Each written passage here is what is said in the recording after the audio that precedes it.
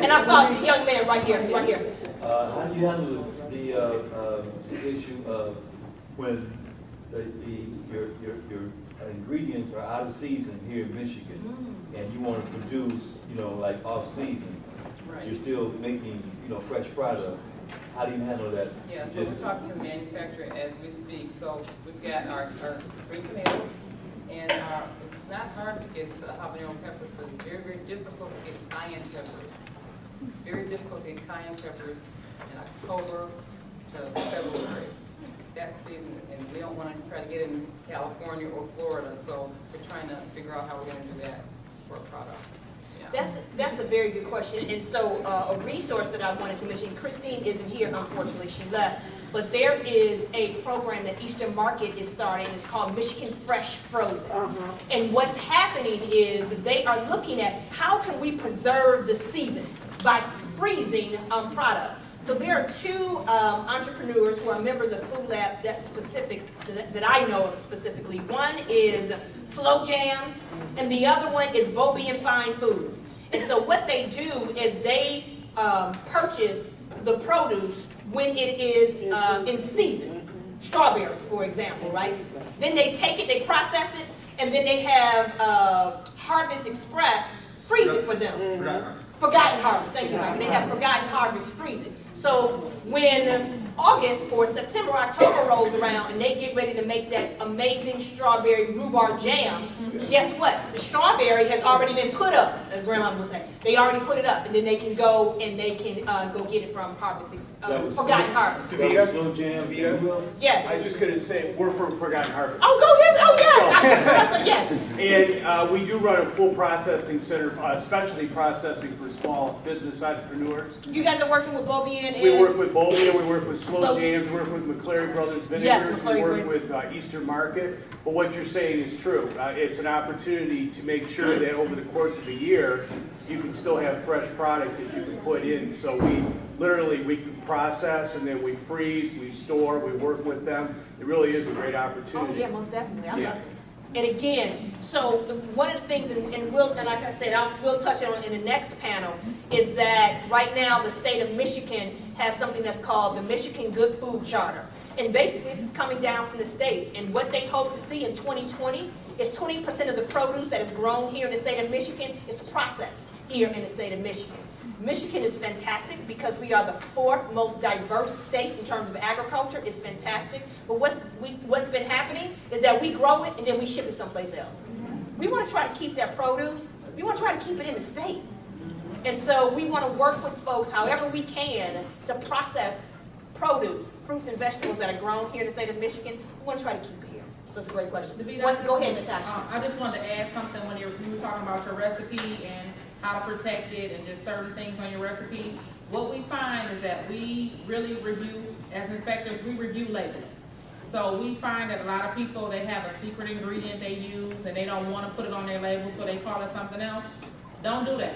If we see your product in transit and it has something on there and the inspector goes and do your inspection and that product you're not using it because you're calling something else, all your product is going to be put under season for misbranding or mislabeling. So keep that in mind. Whatever you put in it, you need to make sure that you read the labeling requirements and that that's included on your label.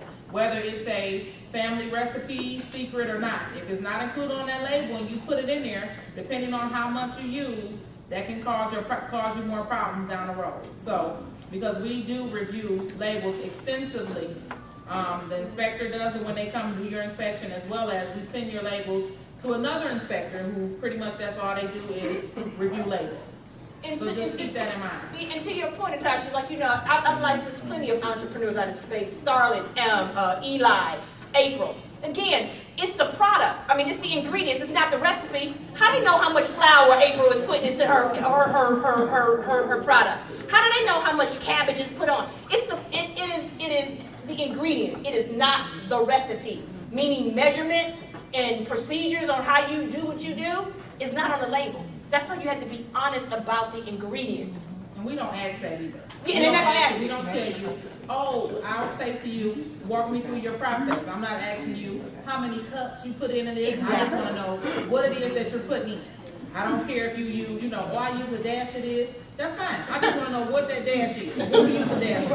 I don't care how the quantity of it, I just need to know what's going in it, either whether it's little or a lot. I just need to know what ingredients are being used.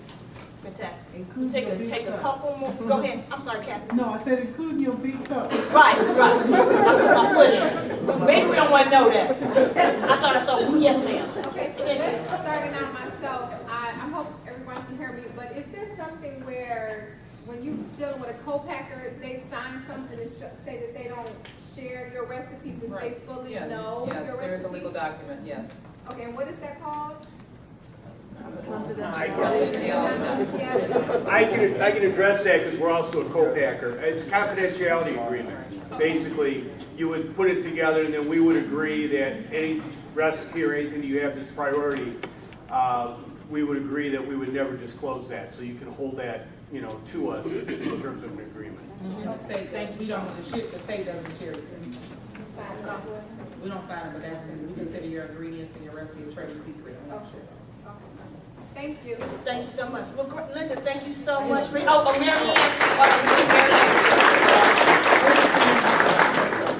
I'm sorry? How did you find a gluten-free Another food lab.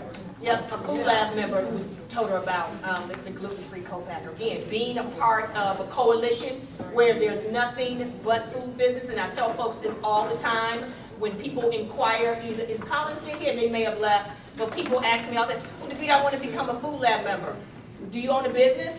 No, I'm a foodie, I just like food. Well, no, you can't go jump food lab. Food lab is a business, an organization for food businesses. Okay, this is a place where food businesses are networking, sharing resources and information. So that was a great call out, Mary Ann, thank you. Yes, ma'am, and this is the last question. Okay, question.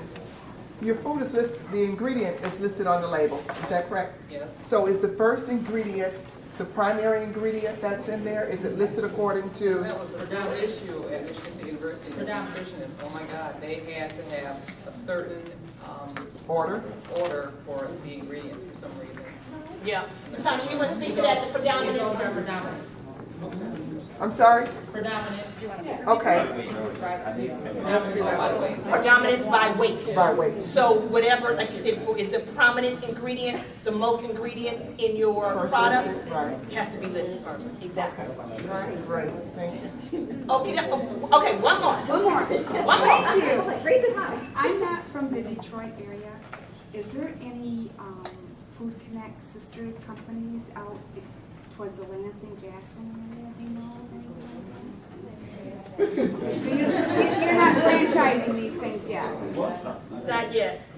Okay. No, but we welcome all the food businesses. I mean, we would, I'm trying to think, do we have, in Food Lab was in the house, do we have folks outside of the Detroit metropolitan area? There's the Washington Food Hub, it's not quite.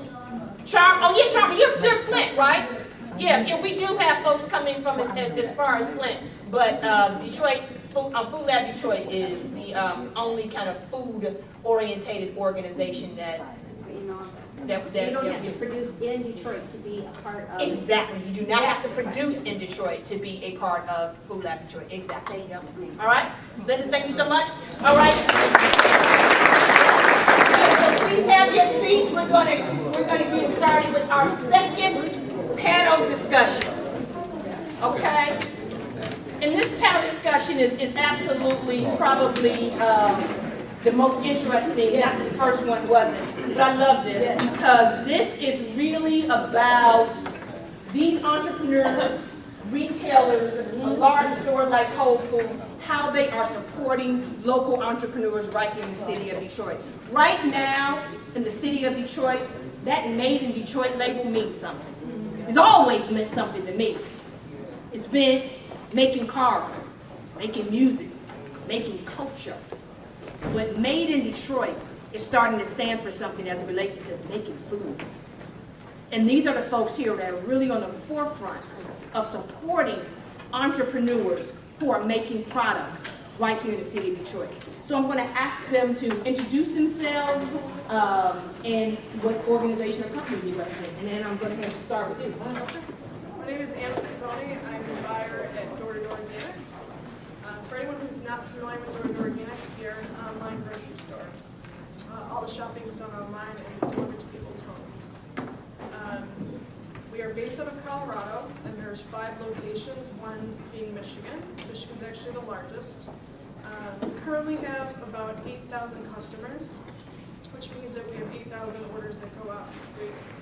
We go as far as Grand Rapids, Flint, Lansing, and Toledo.